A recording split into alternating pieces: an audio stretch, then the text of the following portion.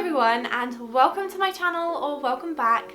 My name is Hermione if you're new here, and today I'm going to be sharing some DIY back to school supplies. And as with my last video, if you're not going back to school, hopefully some of these DIYs will still be relevant to you. I tried to make them just kind of stationary and home office oriented. Maybe you can use some of these in a workplace as well. So if you're not going back to school, hopefully you still enjoy this video. Anyway, with all of that being said, let's jump right into these DIYs. If you really don't have very much desk space and you need some places to store your items, then this wall organizer should really help you get organized and store some of those school supplies that you really don't have a place for. For this project, you'll need a coat hanger with some clips on the end and a piece of cardboard. You'll also need an old pillowcase. So what I'm doing here is putting the piece of cardboard in the pillowcase and making sure that I have about an extra 5 or 6 inches at the bottom that I can fold over like so. Flip it over once you've done that, and then you can go ahead and hot glue the edges over, wrap them over so they create a nice clean line. While you're doing this, don't forget that you've probably got 2 folds to glue, one on the bottom and then one on top of that. Because my cardboard square was much shorter than the pillowcase, I chopped off the extra fabric, leaving about an inch or 2 to roll over, as you can see here. You can use a little bit of hot glue to keep it in place, and then this way you have this extra piece of fabric for the clips to attach to, so you can go ahead and hang it on the wall. And you can leave it like this, or if you would like to divide the pocket, you can do so by adding thin lines of hot glue, as you can see here, and this way you can make different sized pockets for different sized objects. Go ahead and hang it on your wall, and you should have an organizer that looks something like this. It's very cheap to make, it's easy, and it will store loads of your bits that won't fit on your desk. And next up is just a very simple way to upcycle an old laptop case that you might have lying around and give it more of a metallic feel. To start, you'll need an old laptop case. Mine was kind of dirty and scuffed, so I decided just to give it a coat of this really nice lilac spray paint. Once that was dry, I used some size. This is by Fimo, and it's just for adhering metallic foils. So I used a paintbrush to apply this in a very abstract kind of print, using up and down strokes, and then a thicker paintbrush to distribute it to make it a lot thinner. This reduces the drying time. Once it's dried long enough as per the instructions, you can go ahead and add your foil. You can use gold leaf, I'm using silver, and this is very delicate to work with. It's quite difficult, but it does have a really nice metallic effect. Once it's completely dry, use a dry brush to scratch away all the excess foil. I did mine quite scruffily to give it this really ragged look, and then you should have something that looks a bit like this. You can do any kind of design. You can make it abstract and scruffy like mine, or do something with a stencil that's a little bit more tidy. You can go absolutely wild with this idea. If you'd like to upgrade your pencil case, but you don't want to pay a lot of money for a new one because they're expensive nowadays. How did they get so expensive? Let me show you how I made mine on a budget.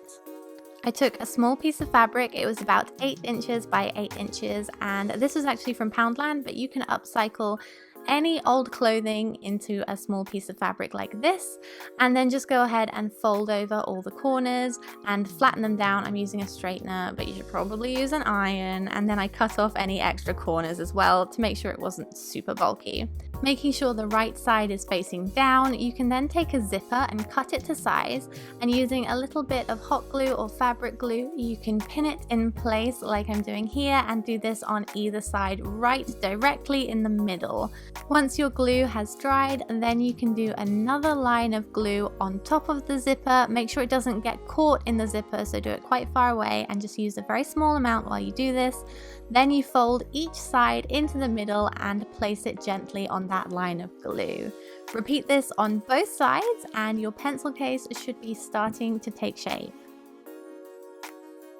And then the final step is to just close up each of those open ends at the bottom. Press firmly when you glue these down, and of course you could sew these if you would like.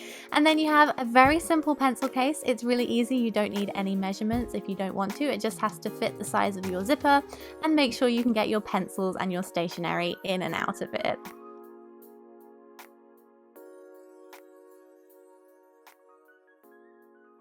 If, like me, you enjoy working from the comfort of your bed or your sofa occasionally, then you might want a new laptop tray. So I'm going to show you how you can DIY it. For this, you will need a plastic picture frame from IKEA or anywhere else that sells picture frames, but make sure that the glass in the middle is actually plastic and not glass. You'll then need a thick piece of foam, and you can cut this down to the size of your picture frame using some simple scissors. Next up, wrap your foam in your fabric. You can pick whatever fabric you'd like. I'm actually recycling an old IKEA curtain, so I guess this is an IKEA hack. So to do this, you'll want to make sure you have fabric that fits. Put the back of the frame onto the back of the foam and then pull the fabric over and glue it in place. Wrap it kind of like a present and make sure when you do wrap it, it's really tight. With the corners, I'm just doing these triangular corners, like I said, kind of like a present, and then just make sure that, once again, it's very tight when you pull it together. Then to fill the photo frame, I'm using some wrapping paper, just putting that in the frame, and then all I'm doing is using some hot glue to adhere the frame back onto its backing, if that makes sense. So just go ahead and place that frame back in place and clip it in if you can. Once that's done, you have a fully functioning laptop tray, which makes working much more pleasurable because you can do it from the comfort of your own bed. And lastly, here's just a little hack for your pencil sharpener. If the shavings go everywhere when you sharpen your pencil, you might want to make a pencil sharpener shaving holder, if that makes any sense. Anyway, I'm using this old container. I think it was from some mints. A Tic Tac one would probably work even better because it's a little bit bigger. So this is the one I'm using, and all I'm doing is going ahead, taking it apart to make sure that the pencil sharpener I have fits in properly and aligns with the hole. Then, because it was perfectly aligned, I decided to go ahead and spray paint it. I just painted it this pink color, and do make sure that you keep all the pieces separate, which is what I didn't do. That's kind of stupid, but make sure you keep them separate so they don't get stuck together.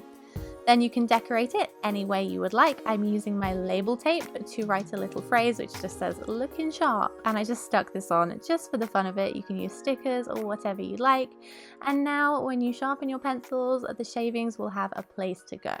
Like I said, a Tic Tac container would probably work a bit better because it's bigger. Even those jumbo ones are great too.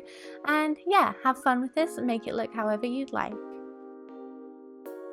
That's everything I have to share in today's video. I really hope you enjoyed it. I hope it inspired you to get a little bit creative with your workspace. I think that's everything I had to share with you in today's video, so I'm gonna sign out here. Have a great week and goodbye.